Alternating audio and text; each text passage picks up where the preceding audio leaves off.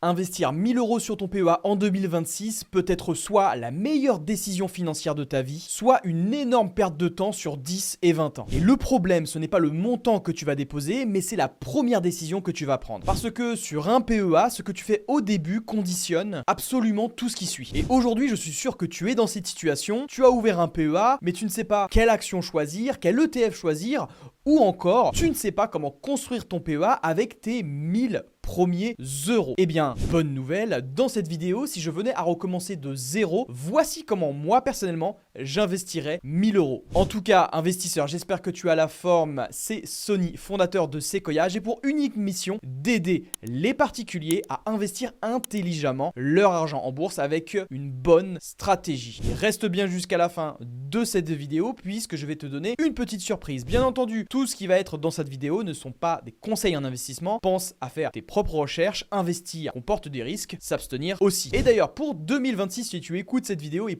si tu souhaites bien te lancer dans l'univers de la bourse, il faut savoir que l'école Sequoia ouvre des portes ouvertes. Si tu es intéressé pour réserver donc et pour découvrir cette école, pour apprendre à bien construire ton patrimoine, je te mets un QR code qui est juste ici pour réserver un appel. Tu as juste à le scanner ou sinon le premier lien dans la description pour directement réserver un appel soit avec moi, soit avec un membre de mon équipe, d'accord? Pour donc découvrir comment est-ce qu'on peut t'aider à construire ton avenir financier avec la bourse. Bref, voilà. Commençons la vidéo. Pourquoi le PEA? Est-ce que c'est intéressant d'investir dessus? Je vais y passer brièvement, d'accord? C'est pas l'objectif de cette vidéo, mais le PEA pour moi c'est vraiment très avantageux puisque tu peux investir sur des actions européennes, françaises, mais également des ETF où tu vas pouvoir t'exposer mondialement tout en surtout bénéficiant d'un avantage fiscal. Et ça justement, on va y revenir très rapidement également sur la fiscalité du PEA. Il faut savoir que avant 5 ans, tout retrait entraîne la clôture du PEA et sera imposé à la nouvelle fiscalité. Je pense que tu en as déjà entendu parler, bien sûr.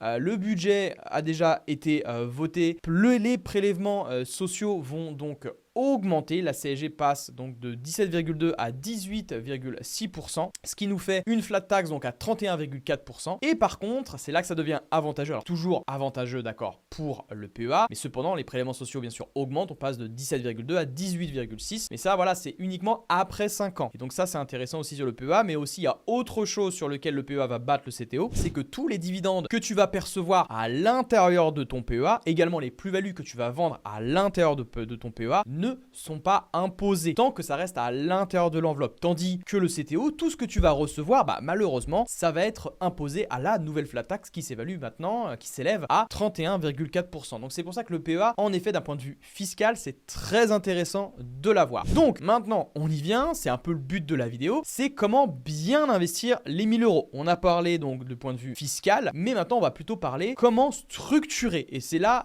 l'essence même de ce que je vais t'apporter dans cette vidéo. Premièrement, alors il y a 5 méthodes que je vais te parler, d'accord? On part sur la première. La première, c'est la méthode, ce que j'appelle lazy. C'est-à-dire c'est vraiment la méthode feignante. En effet, oui, tu peux gagner de l'argent en bourse en y passant seulement 2 minutes par an. Je vais t'expliquer avec ces stratégies par exemple. C'est-à-dire que tu veux créer un patrimoine et sécuriser ta retraite à long terme en 5 minutes, 2 minutes par an, eh bien tu peux donc avoir full ETF. C'est-à-dire que là, plutôt ton profil, c'est d'être vraiment passif et d'investir avec les ETF. Parce que je le rappelle, les ETF, c'est tout simplement vont avoir pour objectif, donc c'est un produit déjà les ETF, qui vont avoir pour objectif de répliquer un indice mondial, un indice d'un continent, par exemple soit l'Amérique, soit donc la France, soit l'Europe. Et tu peux t'exposer à plusieurs centaines, voire des milliers d'entreprises en un seul achat. Justement, c'est avec le cas du Amundi PEA Monde, donc c'est-à-dire avec ces 1000 euros, pourquoi pas investir donc 100% sur le PEA Monde, puisqu'il est déjà diversifié sur plus de 1400 entreprises à travers le monde. Je te le fais voir juste ici. Par exemple, ici on est sur Just ETF, si tu veux te renseigner sur cet ETF là, excuse-moi. C'est le Amundi PEA Monde MSCI World UCITS ETF accumulant. Ici, il est bien sûr éligible au PEA avec 0,20% de frais par an. C'est le moins cher actuellement en termes de PEA. Bien sûr, tout ceci ne représente pas conseil en investissement, fais bien tes propres recherches à côté. La taille du fonds, on est à 404 millions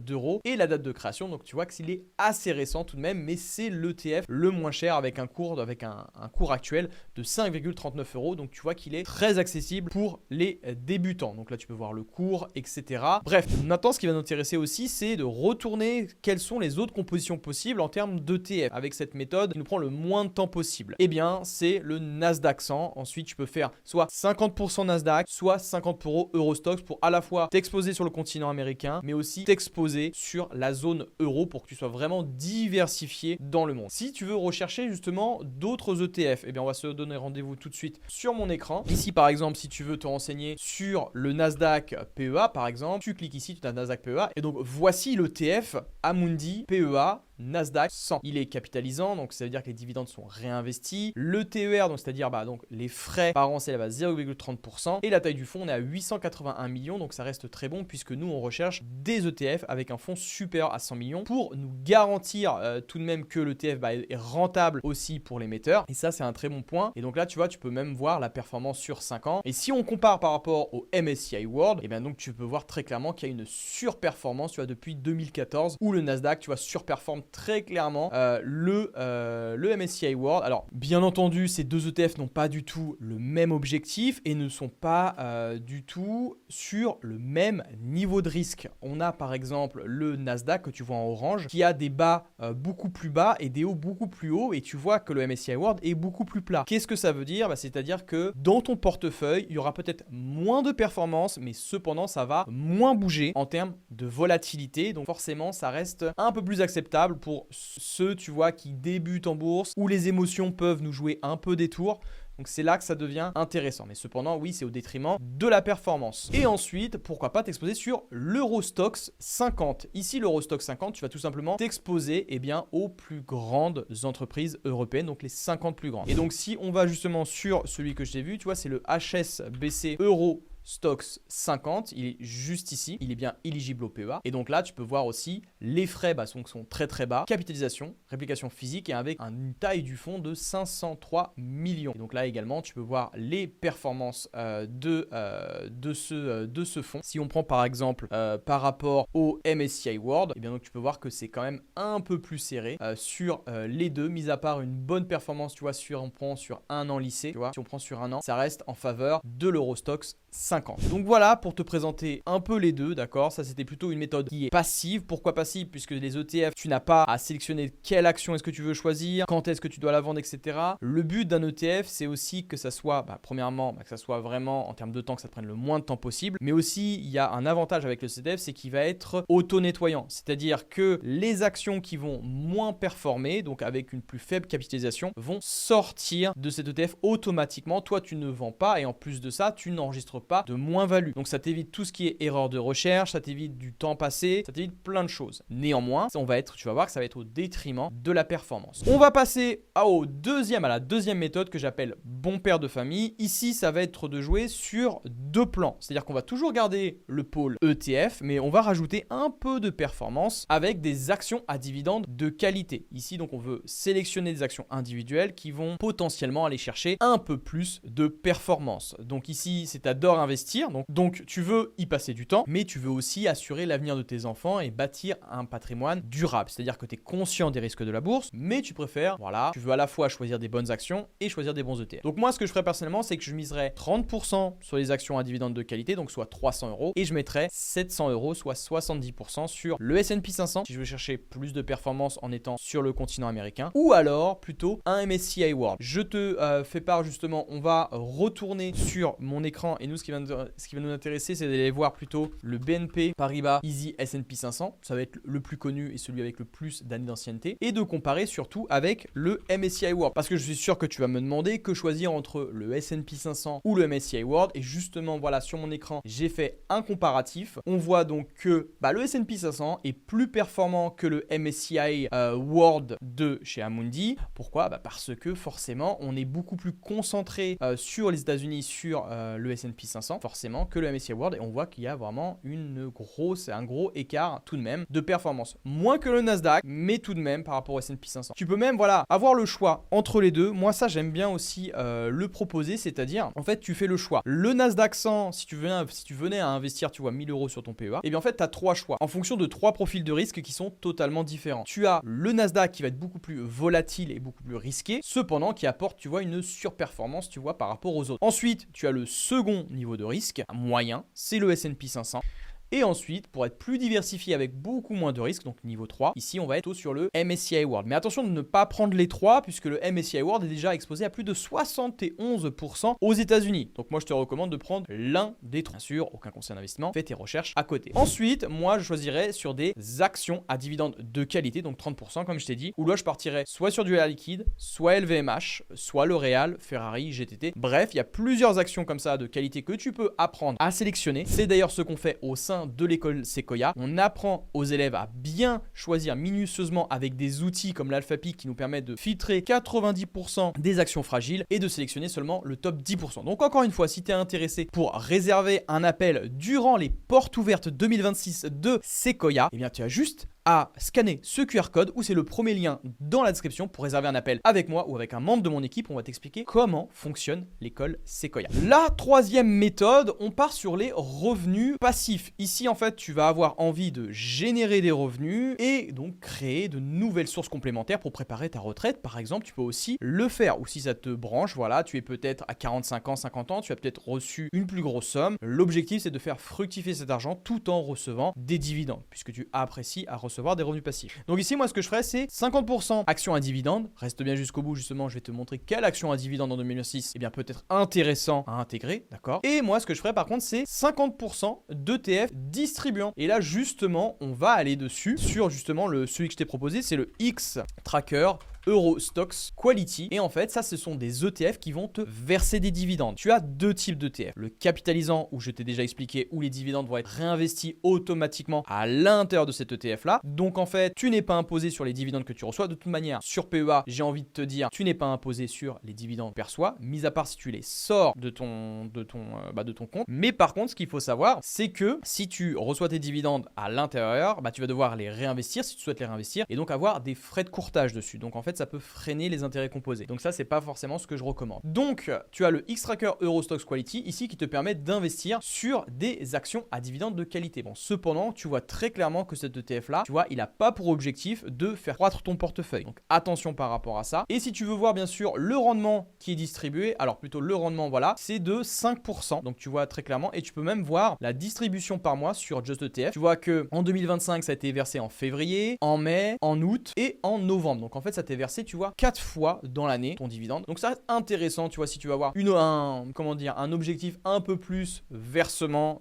un peu plus revenu passif. Et voilà. Et moi, donc ensuite, en termes d'actions à dividendes, ce que je te propose, voilà, quelles sont les actions à dividendes pour 2026? Eh bien, tu en as plusieurs. Tu vois, alors ça, c'est ma sélection personnelle, à toi ensuite de faire tes propres recherches, d'accord, à côté. Mais c'est ceux que je considère, tu vois, là, j'ai essayé de vraiment de diversifier en termes de secteur et de choisir ensuite celles avec un plus haut rendement en 2025. Mais à toi aussi de choisir si aussi tu veux te concentrer à la fois sur les actions à dividendes ou si tu veux plutôt te concentrer sur la croissance de ton portefeuille à long terme. Ça, c'est encore un choix personnel. Première action, donc je t'ai flouté les autres, c'est pour ça. Total Energy, on va y aller étape par étape. Total Energy en premier, donc secteur de l'énergie. Rendement, ça se situe entre 5 et 7%. Et les caractéristiques, c'est plutôt un dividende solide et résilient et vraiment à long terme puisque Total Energy verse son dividende depuis plus de 30 ans. Intéressant. La deuxième, c'est Bouygues. Donc ici, on est plutôt sur la construction, entre 5 et 6%. Donc c'est plutôt un conglomérat qui est assez diversifié, qui peut être sympa aussi. AXA, on est plutôt dans l'assurance, une grosse machine à cash flow. On le sait, c'est pour ça que Warren Buffett adore les entreprises d'assurance. Ici, on est à 6 et 7%. On est plutôt sur la croissance du dividende ici et plutôt sur une notion de free cash flow vraiment employé qui est très très importante. On a Orange qui stagne depuis des années, il faut plus l'avoir comme une obligation puisqu'elle fait que stagner et elle te verse du rendement. Donc ça reste intéressant, voilà, si tu veux recevoir des dividendes. Ensuite, on a le Crédit Agricole où c'est plus une banque ici de 6 à 8%, un rendement très attractif, mais attention, on ne se pas concentré uniquement que sur le dividende, pour voir aussi la croissance de cette entreprise-là à long terme. Et si tu veux justement mêler croissance et à la fois rendement, eh bien Amundi a réalisé de très belles performances, tout comme aussi si tu m'écoutes à l'heure actuelle, on a la Société Générale qui propose aussi un très bon rendement et qui a réalisé une très belle performance. Mais bien sûr, attention, les rendements que je t'affiche ici sont indicatifs pour 2025, peut-être que pour 2026 ça va changer. Et bien sûr, les performances passées ne préjugent pas des performances futures. Pense à faire tes propres recherches aussi à côté et toujours de vérifier les données avant d'investir, ça reste très important. Ensuite, on a la quatrième méthode, ça va être la méthode que j'appelle performance avec Perfoya. C'est aussi un module de formation que j'ai créé avec pour mes élèves pour rajouter de la performance à leur investissement. Ici, en fin de compte, c'est de combiner toujours actions et ETF. Donc bien sûr, on est conscient des risques, mais on veut chercher plus de performance dans notre portefeuille. Ici, c'est d'augmenter la part tout simplement des actions. Et tu verras, ce ne sont pas les mêmes actions, ce ne sont pas des actions à dividendes, mais ça va être des actions à dividendes de qualité. C'est-à-dire qu'on va peut-être se concentrer sur un rendement qui est plus bas, mais qui verse tout de même un dividende, mais qui est capable de l'augmenter chaque année dû à la croissance interne de l'entreprise. Donc ici, en fait, il y a plusieurs entreprises moi qui m'intéressent. Il y a Air Liquide, LVMH, L'Oréal, et il y a aussi GTT, Ferrari, il y a Essilor-Luxottica. Il y a de nombreuses boîtes, il y a également Novo Nordisk sur lequel je crois énormément pour la prochaine année, pour 2026, sur lequel je crois vraiment, sur laquelle cette année, je pense que